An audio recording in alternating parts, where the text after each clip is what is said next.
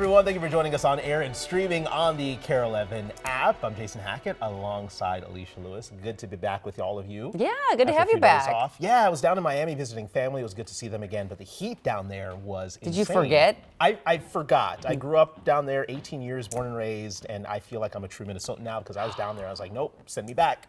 I need to go back. Send me back home. And he knows the town names. It's happening, Jamie. He's finally made it. Been here, what, 4 years? Almost 4 years, yeah. There you go. Now, when I lived there, they told me my blood would thin after about a year. And 6 years later, I said, nope, it hasn't thinned yet. So I left. So maybe your blood is thickened up enough that Miami now feels hot and humid to you, and Minnesota feel a little normal. Right now, though, it's going to feel wet out here. We do have some pretty good showers here in the backyard. Here's a look at the Twin Cities. Pretty much the entire metro seeing some decent rain right now. This just continues to wrap around a little area low pressure that we have through the morning hours. 57 degrees outside, dew point 55. So we're going to stay comfortable, but rain should be winding up and winding down as we get closer to 8:30, 9 o'clock. And then for this afternoon with the sunshine coming out, we should all be getting back into the 70s. Still a little cool out there. Definitely wet out there. Cece, have we seen any accidents because of the wet roads yet? Yeah, good morning. 6:02, starting to see some crashes because of those wet roads. This is in the Oakdale area, 94 westbound at the entrance ramp from Keats Avenue, Woodbury Drive. We see a vehicle here on this right shoulder, a vehicle spun out on the ramp here, and then two more vehicles on the ramp. So it just goes to show, if you're waking up in an area where roads are wet, please take your time this morning. I'm also seeing another crash over in Brooklyn Center that I just got a notification about. So things are starting to get active out there. The good news, these crashes aren't causing big backups, and they should be clearing pretty quickly here. But again, something for you to watch out for. If you're not in the Oakdale area, everything's green out there right now. I'll show you that other crash and start talking about some construction when I see you just after 6:15. Cece, thank you. We'll check back then. Now to our top story of the morning. Right now, the economy is reacting to the president's announcement of a peace deal with Iran. Today, he is in France for the G7 summit, meeting with world leaders about the deal. Megan McPherson's at the live desk with more. Megan.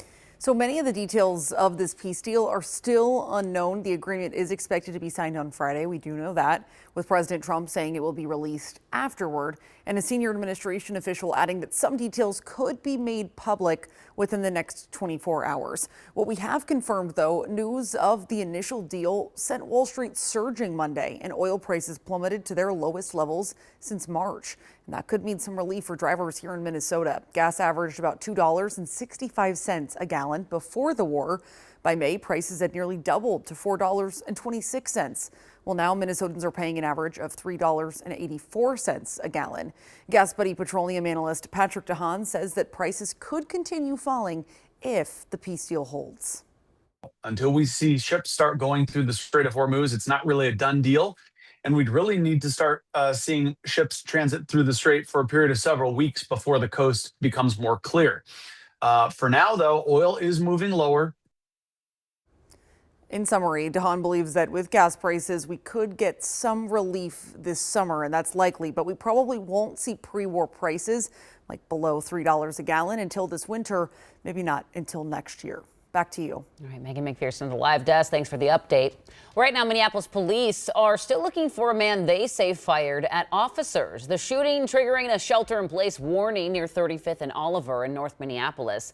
That has since been lifted. MPD, though, tells KARE 11 officers were investigating a vehicle when someone inside opened fire. They say officers did not return fire and no one was hurt. Anyone with information is asked to call police. We are live in New York City at 6:05 this morning, just hours before the man accused of killing United Healthcare CEO Brian Thompson heads back to court. This comes just weeks after the judge in Luigi Mangioni's state case held a secret hearing close to the public and press. Not many details are known about today, but we are expecting the judge to discuss jury selection and the timeline for his trial. Mangioni's state trial is set to start in September. This morning, a new look into the Minneapolis Police Department's state-mandated reform. An independent monitor says there's progress, but hang-ups as well. The department is in its third year of this court-mandated agreement that started after the murder of George Floyd. It requires the city and MPD to make transformational changes addressing racial discrimination with the nonprofit Effective Law Enforcement for All. The new report highlights improvements in use of force policies, along with health and wellness initiatives for officers, but says some major reform requirements are still delayed, including a backlog of internal affairs cases. The nearly 40-page report outlines recommendations for the city and department to implement in order to meet their goals over the next 2 years, including setting aggressive but realistic deadlines and reassessing some staffing roles and responsibilities. It also acknowledges that there were disruptions brought on by Operation Metro Surge. Right now, huge debate over data centers across Minnesota, including Minneapolis, where smaller facilities are allowed, but larger ones are banned. And just after lunch today, the zoning committee will open the floor to the public. Audrey Russo is joining us live in Minneapolis with all the details, Audrey. Good morning. The zoning committee is going to discuss their year-long moratorium on these larger data centers. Minneapolis is just one of several communities pushing pause on these facilities, though, to do more research and to try to quell the public's concern. So right now, there's a lot of public worry about potential noise impacts, potential environmental issues from these data centers. Now, proponents of these facilities say that they offer new jobs and that they help recover lost tax base. Now, there's already 60 data centers across the state, and cities are considering proposals for them every day. Last night, Elk River looked at a proposal for a 33-megawatt data center. But this city-by-city approach is too fragmented, according to some environmental advocates who say that the issue is better researched and better regulated on the state level.